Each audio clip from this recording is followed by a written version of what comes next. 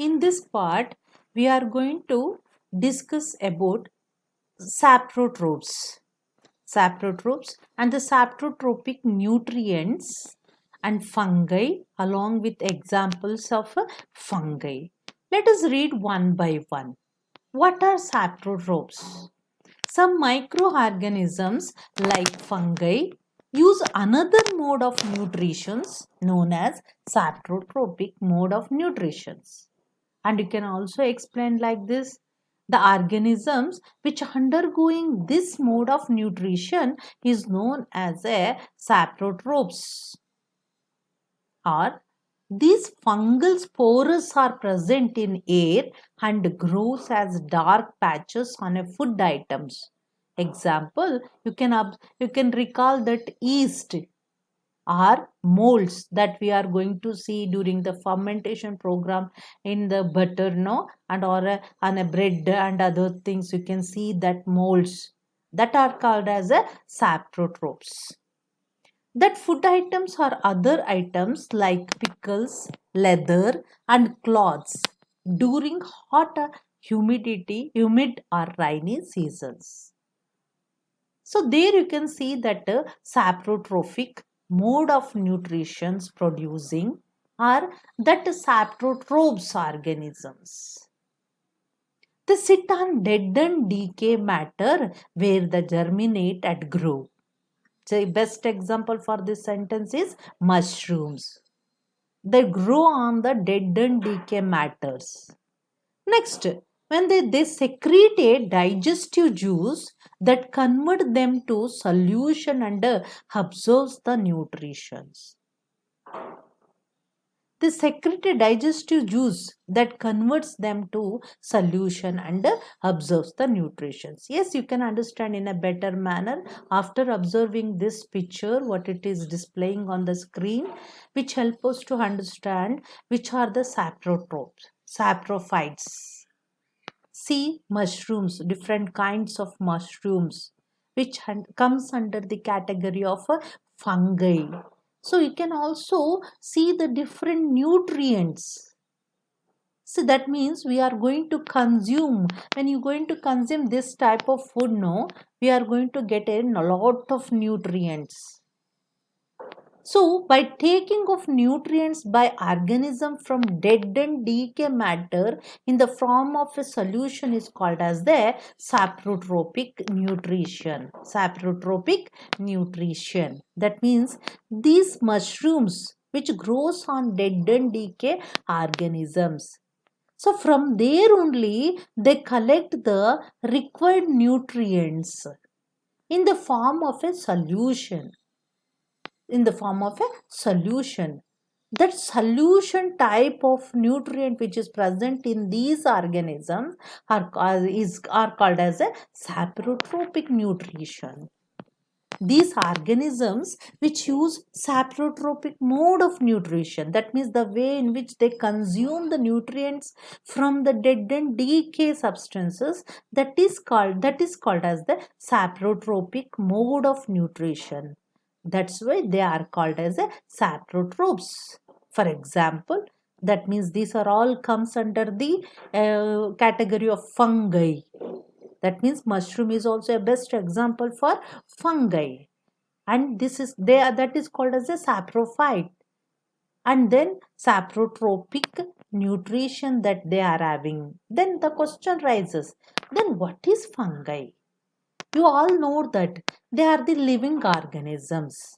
Yes, just like a small plants, they are also considered as a living organisms, which classified in their own kingdom. That means that in microorganism, different types of microorganisms are there, just like a algae, like a fungus or fungus also we are going to see. Fungus and fungi. Fungus and fungi is the plural form of fungus. So, there in their own kingdom, we can see different types of microorganisms. That's why they are called as living organisms. But they are not just like animals and plants. Like bacteria, yes. That means they are not animals and plants or bacteria. unlike bacteria which have simple prokaryotic cells, fungi have the complex eukaryotic cells like animals and plants. See, bacteria contains prokaryotic cells. In animals and plants, we are going to see eukaryotic cells. But in this fungi, we are going to see eukaryotic cells which are in animals and plants like that. Okay, yes. Here, write some examples that we are seeing that the microorganisms which comes under the category of fungi. That means examples of fungus. Example of fungi are yeast, rust, stink horns, puffballs, truffles, molds, mildews, and mushrooms. Let us learn one by one. Yeast, you might have observed that one. Okay, see this type of heals and molds. See, and burns after few days in the moist air or in a dry air. If you kept it open, no, you can see that type of a development of some things on the surface of the bread. That is called as mold. And the fermentation process in a butter, no, you can see the yeast. So these two are fungi.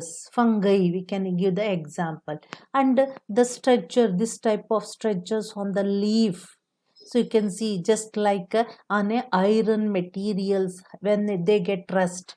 So here also this on behind the leaf surface you can see this type of structures. That is also one kind of a fungus that is called as a rust. So we can call it as a rust. That is a in that fungi we can give the examples. So this type of things we are going to use in shops where they are going to prepare chocolates or black truffle oils like that. So this is also one of the example for fungus. They are called as truffles. They are very rich in nutrients.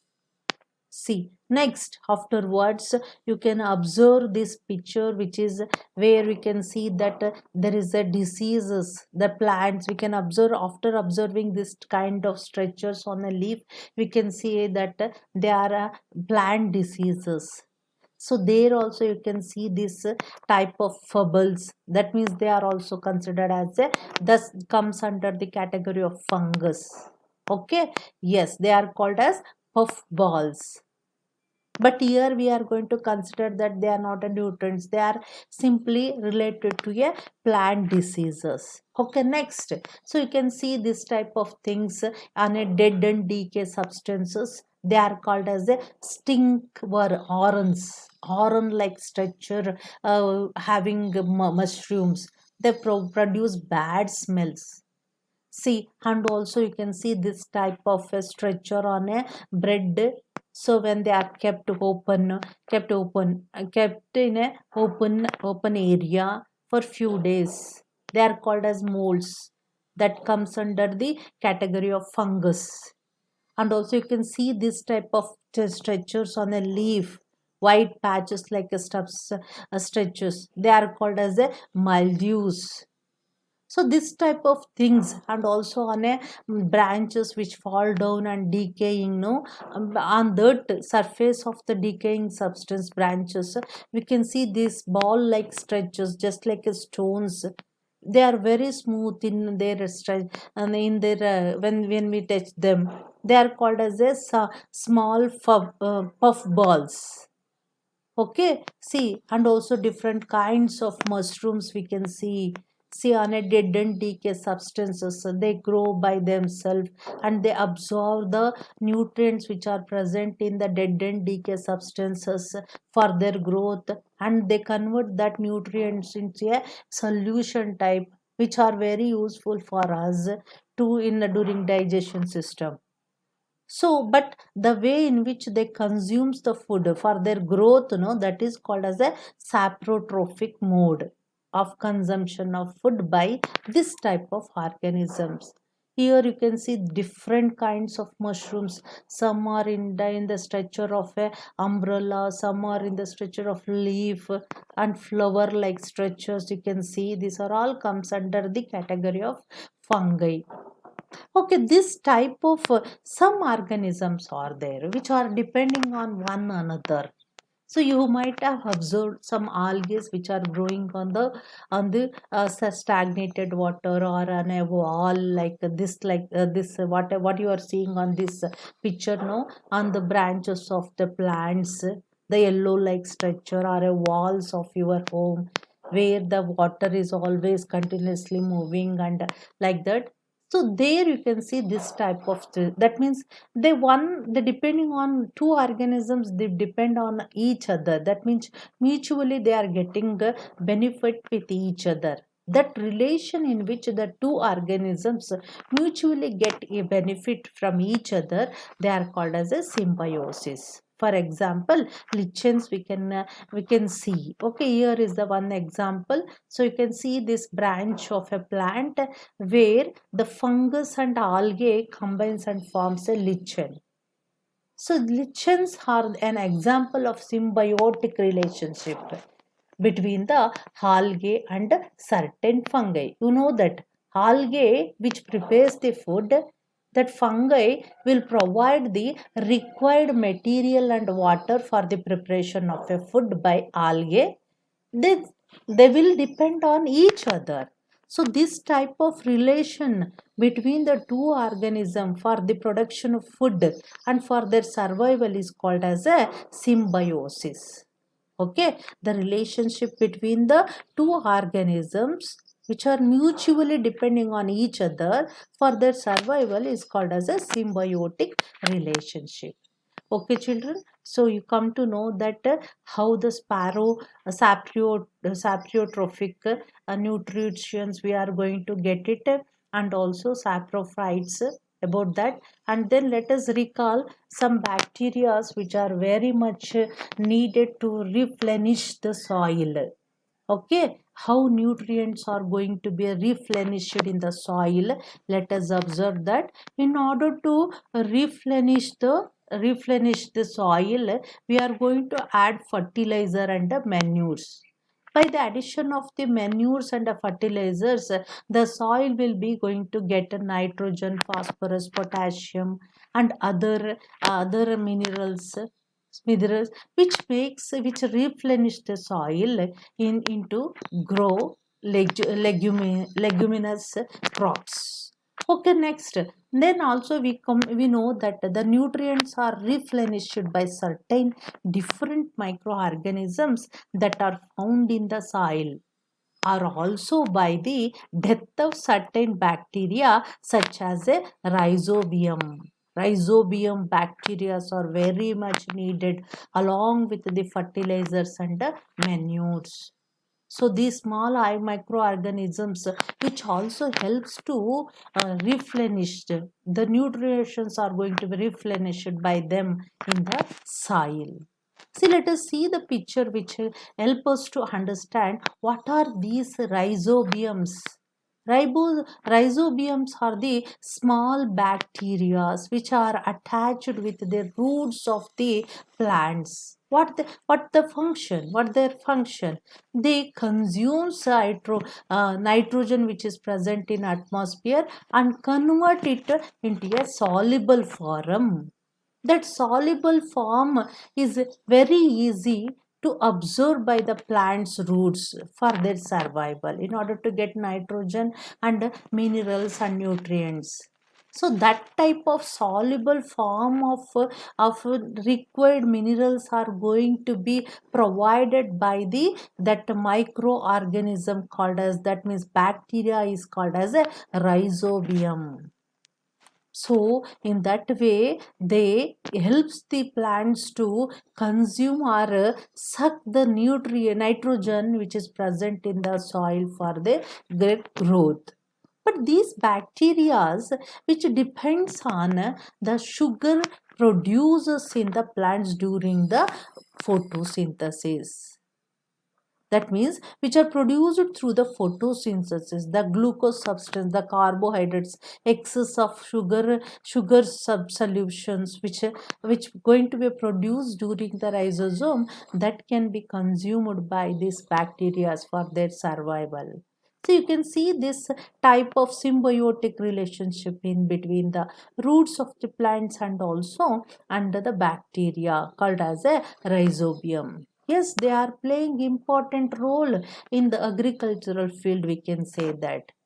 See, frequently, some in higher education, they are asking this question: what is rhizobium and why it is so important? Or importance of the rhizobium? You have to ask. Why this rhizobium bacteria are very important? Rhizobium is the bacteria that live in symbiotic association with the leguminous plants. It is found in the root noodles of the leguminous plants and helps in nitrogen fixation. Helps in nitrogen fixation. Plants cannot fix atmospheric nitrogen on their own, but they require it in the some form to make ammonium acids and proteins. That means these ribosomes converts that nitrogen which is present in the atmosphere into a ammonia acid and proteins. That ammonia acids and proteins are going to be consumed by the plants for their survival or for their growth. So that type of help is going to be done by the rhizobiums. So we can say that rhizobiums are bacteria which are very much needed in order to convert the nitrogen which is present in the atmosphere into a ammonia acid and the proteins like that. So we can say that it is very important in the agricultural field for the growth of the plants. And what is the role? Yeah, that is the only the rod which provides the major source of nitrogen input in the agricultural soil. So yes, you can say that rhizobium is a bacteria very playing an important role in a agricultural field. Thank you for listening these things about related to a fungus or fungi and also saprotrophs organisms, that is saprotrophic nutrients, about nutrients, and also rhizobium bacteria which is very important in the replenishment of the soil. So keep watching these videos in Guru Renuka Sudha A R YouTube channel. So for part 4, next part 4 video, you will get it soon. Thank you.